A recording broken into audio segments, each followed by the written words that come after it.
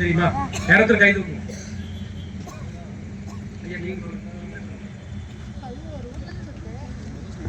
அம்மா நீங்க பேசுங்க. அவங்க வந்து கல் இறக்கி சந்தைப்படுத்தக்கூடிய ஒரு களப்போராளி, ஒரு வருஷமா வந்திருக்காங்க. உறுதியான போராளி. அவங்களுக்கு கல் தடையை நீங்கிடுச்சு. தருமபுரி மாவட்டத்தினுடைய மாவட்ட மகளிர் அணி நிர்வாகி இல்ல மகளிர் அணி தலைவியா இருக்காங்க. அவங்களுடைய கணவர் பேர் மாரியப்பன். அவங்க உண்மையான களப்போராளி. அவங்களுக்கு எல்லாரும் ஒரு கைதட்டல். நம்ம பேசிட்டு இருந்த விஷயத்துக்கு வரலாம்.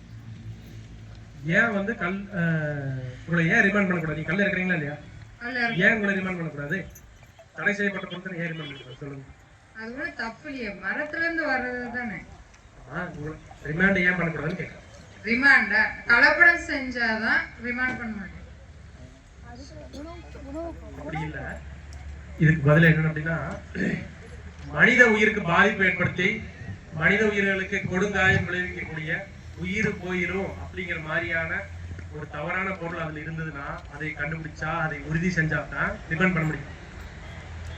அப்படி ஏதாவது ஒரு தவறான ஒரு விஷயம் இருந்தது அப்படின்னா இத்தனை பேர் குடிச்சுமே ஒரு 10 பேர் மயக்க மாட்டோம் வந்துருப்பாங்க. அப்போ இயற்கையான கல்லுல கலப்படம் இல்லாத கல்லுல எந்த பிரச்சனையுமே இல்லை. அதுக்கு ரிமாண்ட் பண்ண முடியாது. அதை நம்ம தெரிஞ்சுக்கலாமா? அதை நாம நம்புங்க. ஐயா இந்த விவரம் எனக்கு தெரியுது. ஆனா இது போலீஸ் என்னை மிரட்டி ரிமாண்ட் பண்ணிட்டா என்ன பண்றது? இதுதான் பிரச்சனை. ஏன் அப்படின்னா,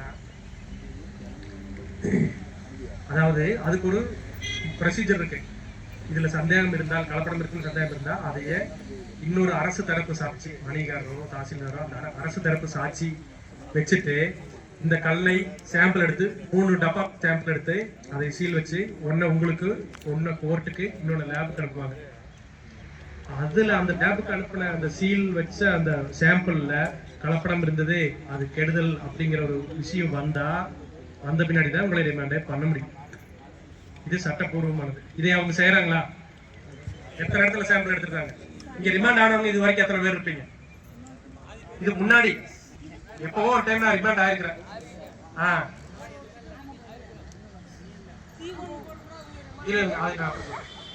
அதான்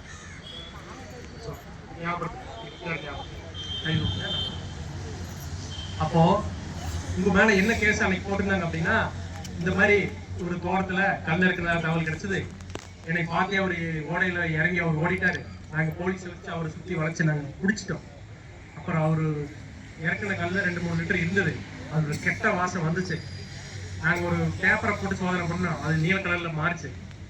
அதனால அவரு சாம்பிள் எடுத்து நாங்க லேப் கொடுத்துருக்குறோம் அப்படிங்கிறத கம்மியா எழுதிட்டு உங்களை வந்து ரிமாண்ட் இந்த கேஸ் எழுதிட்டு உங்களை மிரட்டி கையெழுத்து போடுறான்னு போட்டு வாங்கிட்டு உங்களை கொண்டு போய் மேஜிஸ்ட்ரேட் ஒப்படைக்கிறாங்க.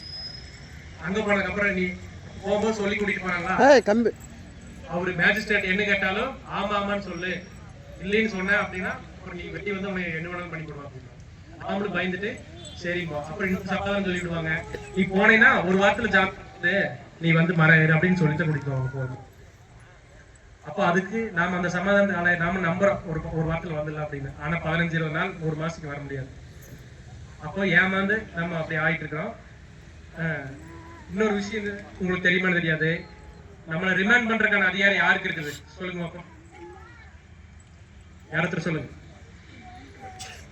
சத்தமா சொல்லுங்க. மேஜிஸ்ட்ரேட் நீதித்துறை நடுவருக்கு தான் இருக்கு, ஜட்ஜுக்கு தான் இருக்கு. போலீஸ் நான் உங்களை ரிமாண்ட் பண்ணிருந்து மிரட்டுறாங்களே அதே பொய். அதைவே நீங்க கேட்கலாம், உங்களால ரிமாண்ட் பண்ண முடியாதுன்னு சார் சொல்லிருக்கு. அது காரணம் என்ன அப்படிங்கிறத அப்புறம் அவங்க யோசிச்சு அவங்களால நம்மளை ரிமாண்ட் பண்ண முடியாது.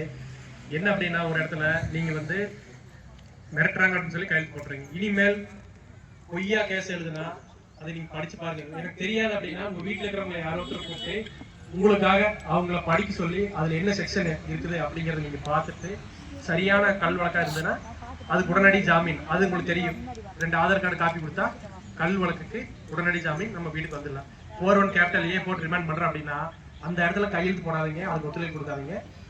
மற்றவங்களுக்கு தகவல் கொடுத்துருங்க. சங்கத்தில் இருக்கக்கூடிய மற்றவங்களுக்கு தகவல் கொடுத்துருங்க. உங்களுக்காக அவங்க வந்து கேட்பாங்க. நீங்களும் கேட்கணும். முதல் இடத்துல அதை மறுக்கணும். அது முடியாத பட்சத்துல தகவல் கொடுங்க. அதை வந்து ரிமாண்ட் ஆகாம செய்ய வேண்டியது எங்க பொறுப்பு. அந்த இடத்துல தான் நாங்க வந்து உங்களுக்கு உதவி செய்யணும். உங்களுக்காக சிபாரிசு பேசுறது அந்த மாதிரி விஷயம் தான் நாங்க. ஆனா உங்களுடைய மனித உரிமை அந்த இடத்துல பாதிக்கப்படுது, அந்த இடத்துக்கு எங்களுடைய ஆதரவு. சரி, இதுல இன்னொரு லெவல் இருக்கு. ஒண்ணு வந்து கையெழுத்து போடும்போது நாம மறுக்கிறது, அந்த ரிமாண்ட் ரத்து பண்ணி அந்த இடத்துலயே வருது. அப்படி இல்லாம நம்ம தெரியாம நம்ம போட்டீங்க, கையெழுத்து போட்டீங்க, உங்களுக்கு மேஜிஸ்ட்ரேட் போனாங்க அப்படின்னா அந்த இடத்துல மேஜிஸ்ட்ரேட் முடிவு எடுப்பாரு. ஏப்பா கல்ல இருக்கலையா அப்படின்னு கேட்டா, ஐயா நாங்க வந்து இதுல விஷக்கல் வழக்கு மேல அவர் எழுதியிருக்காரு, அது நாங்க நிச்சயமா அது வந்து